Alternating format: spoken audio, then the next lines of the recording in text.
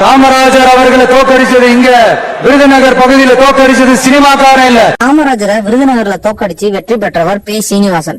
அவர் இந்திய எதிர்ப்பு போராட்டத்துல ரொம்ப தீவிரமா செயல்பட்டதனாலையும் விருதுநகர் மாணவர் அமைப்பின் தலைவராக இருந்ததால் அண்ணா ராஜாஜி வரை அறியப்பட்டவராக இருந்திருக்கிறார். அதனாலதான் அவருக்கு விருதுநகர் தொகுதியில போட்டியிட வாய்ப்பு கிடைச்சதாகவும் கூறுறாங்க. இந்தி திணிப்பு மற்றும் தமிழ்நாட்டில் நிலவன பஞ்சம் காங்கிரஸ் கட்சி மீது மக்கள் கிட்ட அதிருப்தியை ஏற்படுத்தி இருந்துச்சு. 1967 ஜனவரி 12 காமராஜரின் நண்பர் மற்றும் ஆதரவாளரான நடிகர் எம். ஆர். ராதா எம்ஜிஆரை சுட்டார்.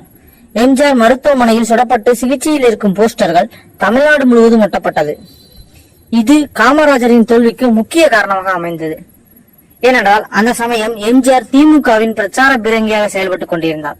நடிகர் எம். ஆர். ராதா காமராஜர் மற்றும் காங்கிரஸ் கட்சியின் தீவிர ஆதரவாளராக இருந்தார். இதை சரியா பயன்படுத்தி தேர்தல் பிரச்சாரங்களை மேற்கொண்டது அண்ணாதுரை கீழ் இயங்கிய திமுக.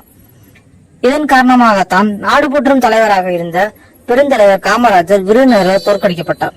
இந்த தேர்தலில் காங்கிரஸ் கட்சி படத்தோல்வியை சந்திச்சு 179 இடங்களில் திமுக கூட்டணி அமோக வெற்றி பெற்றது. காமராஜர் உட்பட பெரிய தலைவர்களும் அந்த தேர்தலில் தோல்வியை தழுவினர். அப்போதைய பிரதமர் காமராஜரால் பிரதமராக்கப்பட்ட இந்திரா காந்திக்கும் காமராஜருக்கும் இடையே கடுமையான மோதல் போக்கு இருந்தது.